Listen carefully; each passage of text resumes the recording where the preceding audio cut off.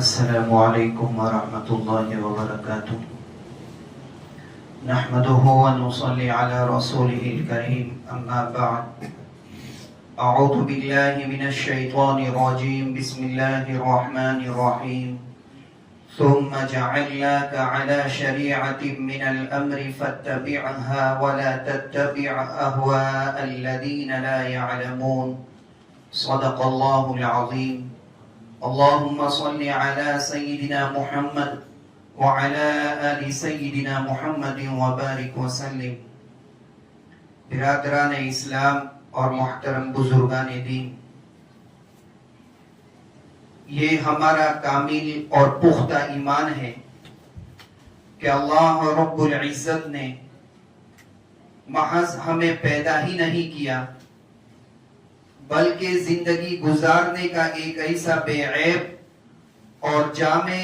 ضابطہ حیات بھی عطا فرمایا ہے جو قیامت تک آنے والے انسانوں کے لیے مشعل راہ ہے. ہمارا دین اسلام صرف مسجد کی چار دیواری یا چند مخصوص عبادات تک محدود نہیں ہے، بلکہ یہ زندگی کے ہر گوشے کا احاطہ کرتا ہے.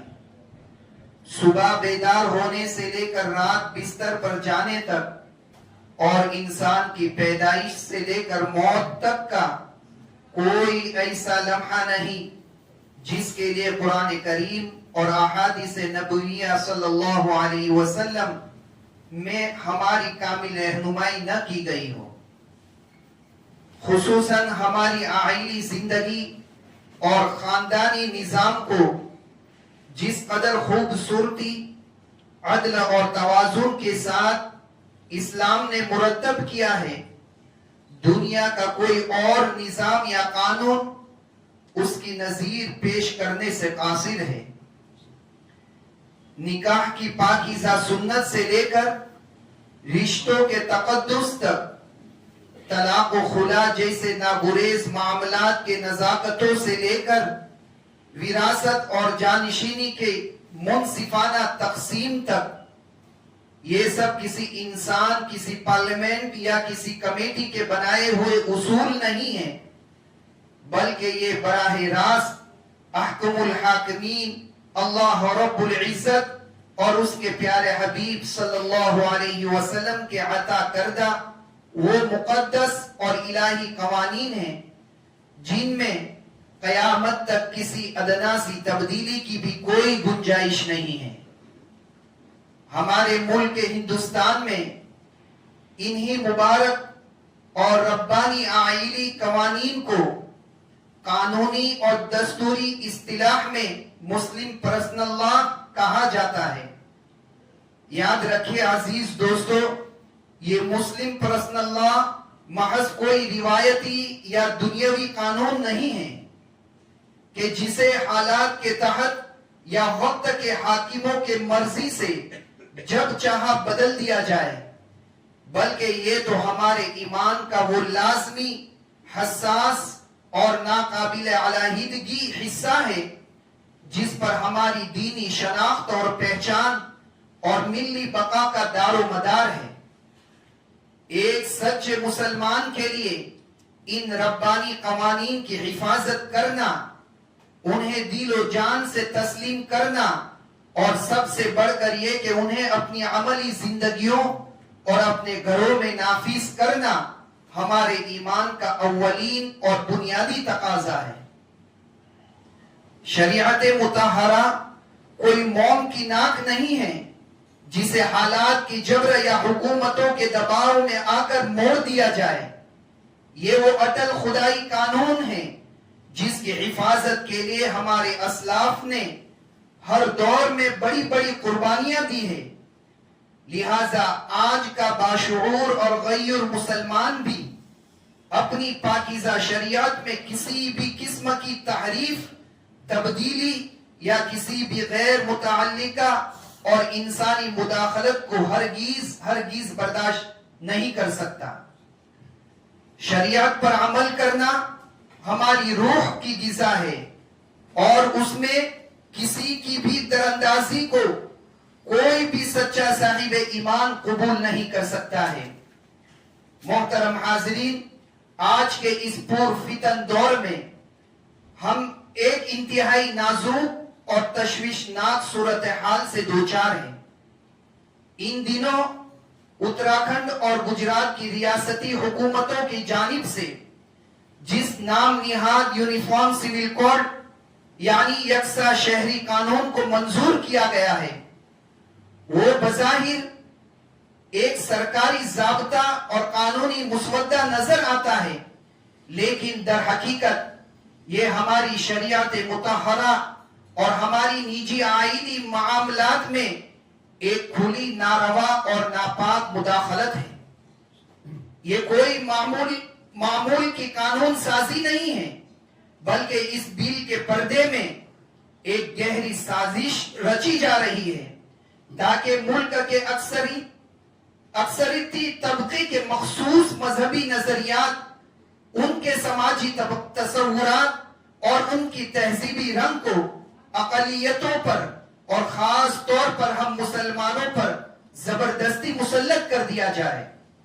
मेरे अजीज भाइयों, जरा गौर कीजिए कि ये कानून हमारी शरीयत से किस तरह बराह रास्त टकराता है और कैसे उसे मुतसादिम है। इस जालिमाना कानून के तहत उन मुतअद्दिद आईनी और खानदानी अहकामात को जो बराह रास्त कुरान और सुन्नत से माखूज है, न सिर्फ ममनू करार दिया जा रहा है, बल्कि उन्हें काबिल सजा जुर्म भी बनाया जा रहा है। यानी जिन बातों की इजाजत और हुक्म हमें हमारे रब ने दिया है, ये कानून उन्हें जुर्म ठहराया है। मिसाल के तौर पर तलाक का वो फितरी और इस्लामी तरीका जो शरीयत ने हमें सिखाया है, विरासत और जानिशीनी के वो मुनसिफाना और इलाही उसूल जो खुद अल्लाह ताला ने कुरान मजीद में खोल खोल कर बयान किए हैं, इसी तरह बाज करीबी रिश्तों में निकाह की इजाजत और तादाद अज़दिवाज यानी एक से जायद शादी के वो मखसूस कुरानी अहकामात जो इंसानी फितरत और मुआशरती जरूरियात के ऐन मुताबिक है, उन सब को इस कानून के जरिए बेदर्दी से खत्म करने की कोशिश की जा रही है। सबसे बड़ा अलमिया और जुल्म तो यह है कि हमारे इन मुकद्दस इस्लामी कवानीन को कल आदम करार दे रहे हैं। उनकी जगह अक्सरियती तबके के रसूम और रिवाज, उनके खानदानी तरीकों को कानूनी शक्ल देकर मुसलमानों पर थोपा जा रहा है। यह अमल किसी भी तरह इंसाफ और जमहूरियत पर मबनी नहीं है, बल्कि यह हमारे बुनियादी अकाइद, हमारे दीन हनीफ और मुल्क के आइन की तरफ से दी गई हमारी मजहबी आजादी पर एक सीधा, संगीन और कारी हमला है। एक मुसलमान के लिए यह भला कैसे मुमकिन हो सकता है कि वो अपने रब के बनाए हुए कामिल कवानीन को छोड़कर किसी ऐसे कानून को गले लगाए जो उसकी शरीयत की बुनियादों ही को खोखला कर दे। ये सरासर हमारी दीनी शनाख्त को, हमारी दीनी पहचान को मिटाने की एक मुनज़्ज़म कोशिश है, जिसकी संगीनी को हमें पूरी बेदारी और दीनी हमीयत के साथ समझना होगा। मोहतरम दोस्तों, ये जालिमाना कानून महज हमारी पाकीज़ा शरीयत ही के खिलाफ नहीं है, बल्कि अगर हम इंसाफ और कानून की नजर से देखें तो ये खुद हमारे प्यारे मुल्क हिंदुस्तान के आइन और उसके बुनियादी ढांचे के सरासर मुनाफी है। हमारे मुल्क का आइन, जिसका हिस्सा सोम में मुल्क के हर शहरी को यह जमानत दी गई है कि वो अपने मजहब पर मुकम्मल आजादी के साथ अमल कर सकता है और उसे मसावात का बुनियादी हक हासिल है। ये नाम निहाद यकसा सिविल कोड इन तमाम बुनियादी आईनी हुकूक से सीधा टकराता है और हमारी मजहबी आजादी को सल्ब करने की मजमूम कोशिश की जा रही है। हुकूमत की जानिब से यह दलील दी जाती है कि आइन में इस कानून का जिक्र मौजूद है, लेकिन हकीकत यह है कि यूनिफॉर्म सिविल कोड का तज़किरा आइन के हिस्सा 4 یعنی ریاستی پالیسی کے رہنما اصول کے تحت کیا گیا ہے۔ یہ رہنما اصول قطعی طور پر ان بنیادی حقوق کی طرح لازمی اور قابل نفاذ نہیں ہیں، جنہیں عدالتوں کے ذریعے زبردستی نافذ کرایا جا سکے۔ محض ایک غیر لازمی رہنما اصول کے آڑ میں شہریوں کے بنیادی حقوق پر ڈاکہ ڈالنا آئین کی روح کے ساتھ کھلواڑ ہے۔ ذرا تاریخ کے اوراق پلٹ کر دیکھیے۔ دستور ساز اسمبلی کے طویل بحثوں کے دوران خود آئین کے معمار ڈاکٹر بی آر امبیڈکر نے اقلیتوں کو یہ واضح اور دو ٹوک یقین دہانی کرائی تھی کہ ایسا کوئی بھی قانون ملک کے شہریوں پر زبردستی مسلط نہیں کیا جائے گا۔ اسی آئینی روح اور جمہوری اصول کی پاسداری کرتے ہوئے 21ویں لاء کمیشن نے جب آل انڈیا مسلم پرسنل لا بورڈ کی جانب سے مضبوط اور مدلل تحریری ثبوت پیش کیے گئے تو برملا یہ حقیقت تسلیم کی تھی کہ موجودہ ملک کی حالات میں یکساں سول کوڈ کا نفاذ نہ تو ضروری ہے اور نہ ہی مناسب ہے۔ مزید برآں کہ گجرات حکومت نے اس سلسلے میں عوام کی رائے جاننے کے لیے جو کمیٹی تشکیل دی تھی، اس کی رپورٹ کو آج تک جان بوجھ کر دانستہ طور پر منظر عام پر نہیں لایا گیا۔ یہ پردہ پوشی اس بات کی کھلی اور واضح دلیل ہے کہ عوام کی اکثریت نے اس بل کی شدت سے مخالفت کی تھی اور حکومت اس سچائی کو چھپانے پر مجبور ہو گئی ہے۔ برادران ملت، اس ساری کارروائی میں سب سے بڑا فریب اور حکومت کی بدنیتی تو اس قانون کے نام ہی سے ظاہر ہو جاتی ہے۔ اس بل کو یونیفارم یعنی یکساں کا نام دیا گیا ہے، جس کا سیدھا سا مطلب یہ ہوتا ہے کہ ایک ایسا قانون جو پورے ملک کے تمام شہریوں پر بلا امتیاز ایک جیسا نافذ ہو۔ لیکن حیرت اور افسوس کا مقام ہے کہ حکومت نے اپنے مخصوص مقاصد کے تحت آدیواسیوں اور مخصوص روایتی حقوق رکھنے والے دیگر طبقات کو اس سے مکمل طور پر مستثنی اور الگ رکھا ہے، یعنی انہیں اس قانون کے دائرے سے باہر کر دیا ہے۔ اب ہر باشعور اور انصاف پسند انسان یہ سوال کرنے پر مجبور ہے کہ اگر یہ قانون واقعی یکساں ہے تو پھر کچھ طبقات کو اس سے چھوٹ کس بنیاد پر دی گئی ہے؟ یہ استثناء اس بات کا سب سے بڑا کھلا ہوا ثبوت ہے کہ حکومت کی نیت ہرگز صاف نہیں ہے۔ اس کا اصل مقصد ملک میں کوئی یکسانیت، برابری یا قومی یکجہتی لانا نہیں ہے، بلکہ اس تیر کا واحد نشان صرف اور صرف ہم مسلمان اور ہماری شریعت مطہرہ ہے۔ یہ اکثریتی ووٹ بینک کو خوش کرنے، سماج کو تقسیم کرنے اور سستا سیاسی فائدہ اٹھانے کا ایک گھناؤنا ہتھ کنڈا ہے، جس کی بھینٹ اس ملک کی آئین اور اس کی جمہوری اقدار کو چڑھایا جا رہا ہے۔ ہمیں اس سازش کو سمجھنا ہوگا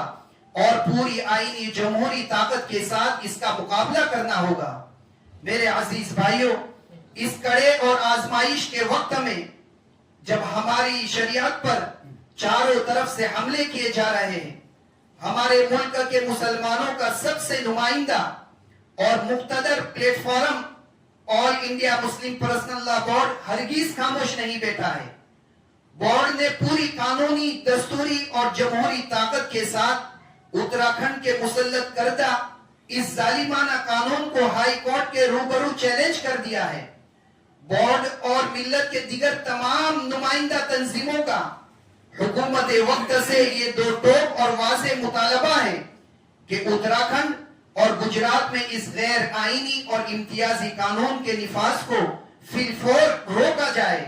یاد رکھیے، یہ جنگ صرف عدالتوں کے کمروں یا تنظیموں کے بیانات تک محدود نہیں ہے۔ اس نازک موڑ پر بے حیثیت مسلمان ہم میں سے ہر ایک فرد پر چند بھاری اور کلیدی ذمہ داریاں عائد ہوتی ہیں۔ سب سے پہلی بات تو یہ ہے کہ ہم اپنے دلوں میں یہ پختہ عزم کر لیں کہ کسی بھی قیمت پر، چاہے حالات کتنے ہی کٹھن ہو، ہم اس نام نہاد یونیفارم سول کوڈ کو دل سے ہرگز تسلیم نہیں کریں گے، کیونکہ جو قانون ہماری شریعت سے ٹکراتا ہو وہ ہمارے لیے کبھی قابل قبول نہیں ہو سکتا۔ اس کے ساتھ ساتھ جو سب سے اہم اور بنیادی کام ہمیں کرنا ہے وہ یہ ہے کہ ہم اپنے عمل سے ثابت کریں کہ ہم شریعت کے سچے پیروکار ہیں۔ ہم اپنی نجی زندگیوں، اپنے گھروں اور خاندانوں میں شریعت مطہرہ کو پورے اہتمام کے ساتھ نافذ کریں۔ ہماری شادی بیاہ کی تقریبات ہو، طلاق اور خلا جیسے پیچیدہ مسائل ہو، یا مال و جائیداد کی وراثت کا معاملہ ہو، ان تمام معاملات میں ہمیں صرف اور صرف قرآن و سنت کے احکامات اور مسلم پرسنل لا کے صدق دل سے پیروی کرنی ہے۔ خوب اچھی طرح یاد رکھیے، دنیا کا کوئی بھی قانون اس وقت تک ہم پر مسلط نہیں ہو سکتا جب تک ہم خود اسے اپنے گھروں میں جگہ نہ دیں۔ اگر ہم خود اپنی خوشی اور مرضی سے اپنے گھروں میں شریعت پر عمل پیرا ہوں گے، جب ہم خود اپنی وراثت قرآنی اصول پر بانٹیں گے اور اپنے آئینی معاملات شریعت کے مطابق حل کریں گے، تو دنیا کی کوئی طاقت، کوئی پارلیمنٹ اور کوئی زمینی قانون ہمیں ہماری شریعت سے ایک انچ بھی دور نہیں کر سکے گا۔ اس لیے آج وقت کا سب سے بڑا تقاضا یہ ہے کہ ہم اپنی ذاتی اختلافات کو بھلا کر پوری قوت، اتحاد اور یکجہتی کے ساتھ آل انڈیا مسلم پرسنل لا بورڈ اور اپنی تمام ملی تنظیموں کے فیصلوں پر لبیک کہے،